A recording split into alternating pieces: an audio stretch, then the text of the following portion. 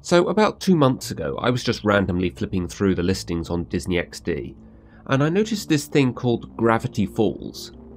After looking it up and discovering that it was still in its first season, I saw the opportunity I'd been waiting for. See, for a good few years now, it's kind of pained me when people talk about shows like the Powerpuff Girls, Teen Titans, or Adventure Time. I kind of want to get into them, but there are just so many episodes to get through and I just don't have the time. With this show having only 20 episodes so far, it would be fairly easy for me to catch up. The only possible snag would even be the type of show I enjoyed. Thankfully it was, in every possible sense of the word. I loved almost everything about this show. So let me start by explaining the basic premise, which is fairly straightforward. 12-year-old twins Dipper and Mabel Pines are sent to live with their great-uncle Stan, or Grunkle Stan as they call him for some reason, in the town of Gravity Falls. One day Dipper finds a strange journal in the woods that tells him about all kinds of strange supernatural things that live there. This idea of fantasy elements being in the real world isn't something I've seen that much. Normally fantasy shows are set in an entirely fantasy world, something Gravity Falls broke away from and I simply loved it for.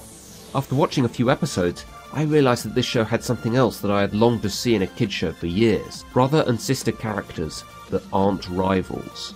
Dipper and Mabel are really just the best of friends. Rarely do you see one without the other during the show, and they feel very natural together. Almost all of the episodes revolve around them either doing something together or a conflict between the two of them. That's not to say that they are just the same character. Dipper is actually a fairly straight character. He has a thirst for adventure and a slight lack of self-confidence at times, and maybe he doesn't question supernatural things as much as most people would. But otherwise, he's kind of just normal. Mabel, meanwhile, is much more complex. She is a very outgoing and optimistic character, with something of a random nature to the way she often deals with situations, though in the show they call it silliness. This shouldn't be interpreted as immature though, as she is often the one to help resolve the situation. She is also shown to be attracted to other boys. Despite having this fairly innocent persona, she can become more hostile when someone is doing something she doesn't like.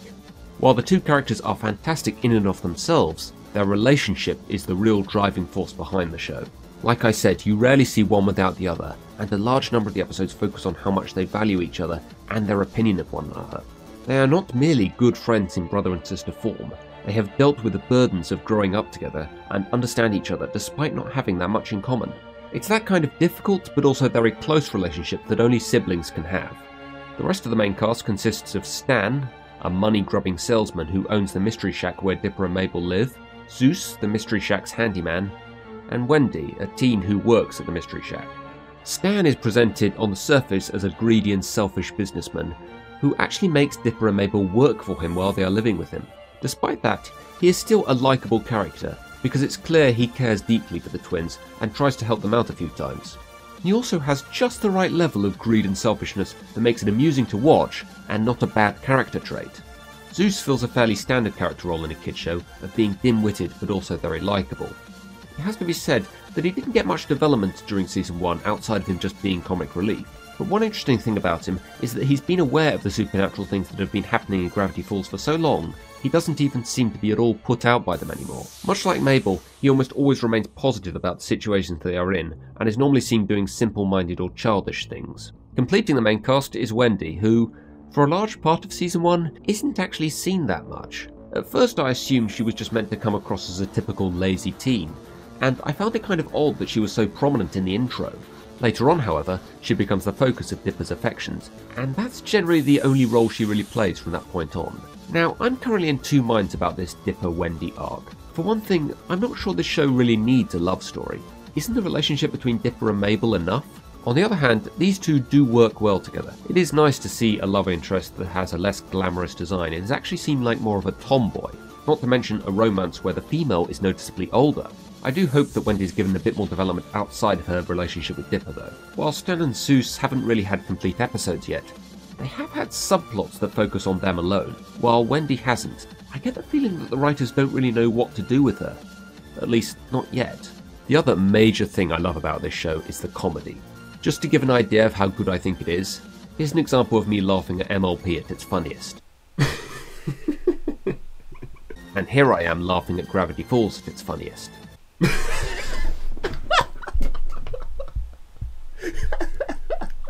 It's just that extra level of funny. in part to all the characters getting the odd funny line here and there. Zeus and Mabel are clearly the main comic relief characters, Zeus in what he does and Mabel in what she says, but every single character in this show has done or said something that's made me laugh at some point. A lot of the supernatural stuff is also at just the right level of strangeness that it's amusing, but not so strange that you're just like, what the fuck am I watching? Adventure Time! Now, it does reuse a lot of episode ideas that have been done to death in kids' shows. A character duplicates themselves, two characters switch bodies though somehow still have the same voice, a younger character takes charge thinking that they can do a better job, and time travel. But they are all done in different ways that I've not seen before, and they all do a good job of developing the story arc of the main characters. It also has some of that lovely continuity that is sadly so rare in kids' shows. There is even a setup in the very first episode that doesn't become relevant till the season finale. What don't I like?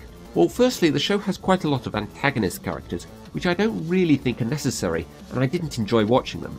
In the case of Robbie and Pacifica Northwest, I can kind of see their function in being rivals for Dipper and Mabel respectively, and I guess they work to force their characters down paths they may not have otherwise taken.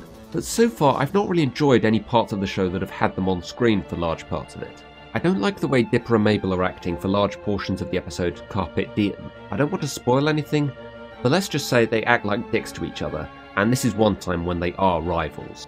There is also the next episode, Boys Craze, where Mabel felt a bit out of character. Other than that, I can't really think of anything I didn't enjoy about it. Now, for those of you that haven't seen the show, I'd recommend you start with the pilot, as there is some important information you need to know. Though you wouldn't be completely lost starting with later episodes. So if you do just want to start with the best episodes, here are my personal recommendations. Dipper versus manliness. Dipper questions his manhood and starts to notice his lack of muscle and chest hair. Of course, any normal person would say that's just down to him being 12, but not Dipper. He comes across a group called the Manitors, who are basically walking testosterone as they represent everything manly. While Dipper is trying to toughen up, Stan is attempting to show his softer side in order to get a waitress at the diner called Lazy Susan to like him. I think this sent a great message to guys about how you shouldn't try to act tough or strong if that's just not something you naturally do. Just be yourself, even if what you enjoy doing seems a bit feminine. I particularly like the parts where Dipper has to go through trials to prove he's a man, and they basically all just involve him experiencing or inflicting a lot of physical pain. It's also interesting that chest hair is one of the main things that makes you a man, but not having chest hair makes you more appealing to the opposite sex. So maybe acting manly is actually going to make it harder for you to get a date. The Time Traveler's Pig. After accidentally hitting Wendy in the eye with a ball, Dipper uses a time measuring tape, just go with it, to try and undo this mistake. Meanwhile, Mabel wins a pig and goes back with Dipper to relive this event. The only things I want to mention, as to not spoil anything, are that it has some interesting time travel logic that I've not seen before, at least not in a kids show, and that it is also a great example of how much Dipper and Mabel care for one another. Fight Fighters. This is like a love letter to all retro gamers. All the different references and jokes they make is fantastic for someone like me, who was a big gamer in my youth. Dipper is starting to become jealous of Robbie dating Wendy, and Robbie challenges him to a fight. So Dipper brings a character from a video game to life to fight Robbie for him. Now, bringing a video game character to life is nothing new in kids shows, but this is the first time I've seen that character maintain the video game mechanics, such as still being made of pixels and needing power-ups to be able to fight, once they enter the real world. On top of that, he seems to think he's still in the game, talking to Dipper like he's a player. The clever gags and video game parodies had me laughing more than any other episode, but it also has a good lesson about how best to deal with someone you don't get along with. Well, if that wasn't enough to convince you to go and watch this show, I don't think anything will be. But hey, don't just take my word for it. Let's hear what my pal KP thinks of this show. I love this series. Man, it's amazing. The characterization of twins Mabel and Dipper Pines is great. For those who are unaware, creator Alex Hirsch modeled these two after himself and twin sister Ariel. And for characters who could have easily been married to Sipes, just go look up what that means if you don't know that. They're just too weird for that. Mabel is just plainly off in every way, and Dipper is just a good old nerd. Sprinkle in some other amazingly strong characters and an overarching plot, and I'm sold. Thanks, KP. So there you go, guys. Just a brief summary of why this show has my highest recommendation. And Dipper is just a good... Why do I keep on having to do this line?